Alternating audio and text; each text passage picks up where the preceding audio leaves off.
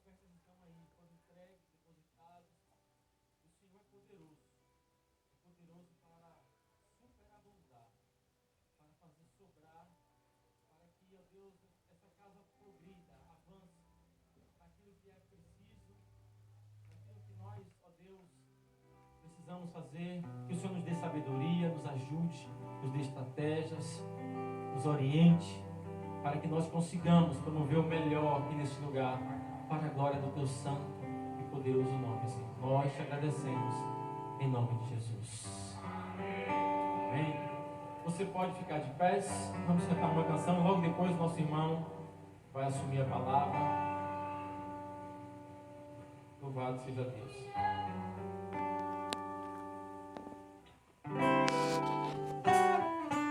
Você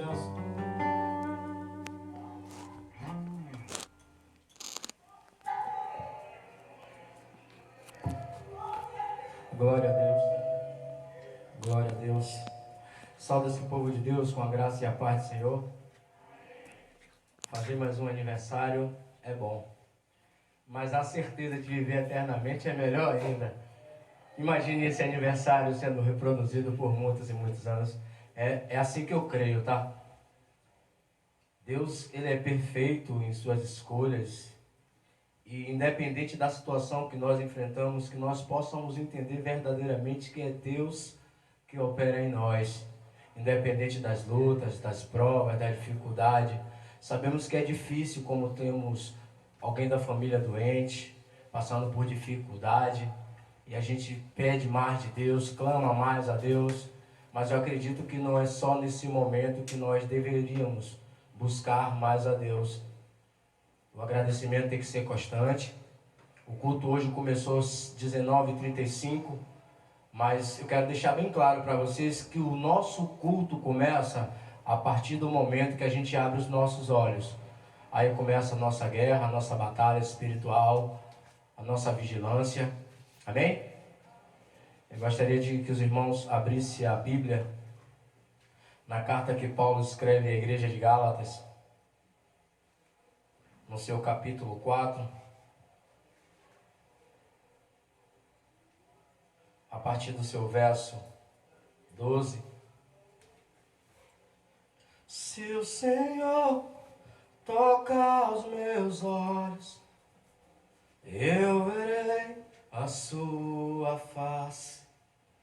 Se o Senhor toca os meus lábios, eu serei purificado. Se o Senhor tocar os meus pés, correrei ao teu encontro. Se o Senhor amar, serei o mesmo. Que nós possamos ser transformados, que nós possamos ser edificados pelo mover de Deus, pelo tocar de Deus, pelo abrir dos olhos que Deus produz em nossas vidas. Amém? Assim diz a palavra do Senhor. Irmãos, rogo-vos que sejais como eu, porque também eu sou como vós. Nenhum mal me fizeste, e vós sabeis que primeiro vos anunciei o Evangelho estando em enfermidade da carne. E não rejeitastes, nem desprezastes isso, que era uma tentação da minha carne. Antes me recebestes como um anjo de Deus, como Jesus Cristo mesmo. Qual é, logo, a vossa bem-aventurança? De que, se possível fora, arrancarei os vossos olhos e me dareis. Fiz-me acaso vosso inimigo dizendo a verdade? Senhor, que o Senhor possa, Deus, abrir entendimentos para os nossos corações, Senhor. Deus, que o Senhor possa nos encher conforme o Teu querer, segundo o Teu efetuar, conforme a Tua vontade, Senhor. Porque nós reclamamos o tempo todo, Senhor. Sabemos que nós não somos merecedores de coisa alguma, mas mesmo assim questionamos como se isso fosse uma coisa boa, mas não é coisa boa. A graça é um favor imerecido. Que nós possamos entender isso e que temos a agradecer a Deus todos os dias, amém? Queridos, Salomão, ele começa a tentar mostrar ao povo o princípio da sabedoria. A Bíblia vai nos dizer no livro de Provérbios, capítulo 29, no seu verso 18, que sem profecia o povo se corrompe, mas aquele que guarda a lei de Deus é bem-aventurado. Vou repetir. Salomão disse todas essas coisas para que nós venhamos guardar em nossos corações. Primeiro é o seguinte: o que é a profecia? Ele está se referindo à lei de Deus. Só que a lei de Deus, muitas das vezes, e na maioria das vezes, é interpretada de forma diferente para nós. Porque nós interpretamos a Bíblia, a situação que nós enfrentamos. E Salomão está querendo dizer aqui que exortação, primeiro, a lei de Deus. Edificação, e depois a esperança. Por que Salomão está dizendo isso? Para que nós possamos entender que sem profecia o povo se corrompe, o povo vive ao seu bel prazer. E a repreensão que Paulo faz aqui à igreja de Gálatas é justamente essa. Se a gente voltar um pouquinho no seu capítulo 1, no verso 6, Paulo se surpreende com a velocidade com que os irmãos se afastaram do Evangelho de Deus. Paulo disse assim: agora eu fiquei maravilhado com vocês pela velocidade com que vocês se afastaram do Evangelho da salvação de Deus. Paulo começa a exortar, e muitas das vezes nós não queremos ouvir exortação. Eu não quero ouvir exortação.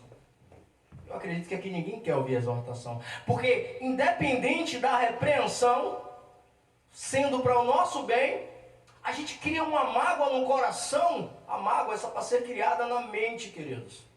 Irmão, se você é para criar mágoa, Por que na mente? Porque quando a gente cria uma mágoa na mente, a gente vai orar, a gente vai louvar, a gente vai ter com o irmão, e isso cessa, isso acaba. Quando isso entra em raiz em nossos corações, queridos, é mais difícil. Bem sabemos que a intenção do irmão em repreender a igreja era justamente para o crescimento dela e não para a queda. Quem é o irmão que vai me repreender? Quem é o irmão? Qual a autoridade que ele tem para isso? Qual o poder que foi dado a ele? E nós agimos assim. Se for um pastor, a gente ouve a repreensão. Se for um diácono, a gente ouve a repreensão. Se for um presbítero, a gente ouve a repreensão. Mas se for um irmão que está ali do seu lado constantemente, tentando te exortar para a edificação do templo, bem sabemos que nós somos templo do Senhor, nós não aceitamos, porque julgamos, confundimos as coisas. Vigilância é uma coisa, pré-julgamento é outra. Vigiar é uma coisa, julgar é outra totalmente diferente. Porque eu vou ouvir o irmão? Quem é o irmão para eu ouvir? Esse irmão que é para você ouvir é um servo de Deus, enviado de Deus, que foi chamado para te exortar. Porque a gente não quer ouvir repreensão. A gente murmura, a gente critica, é isso que a gente faz.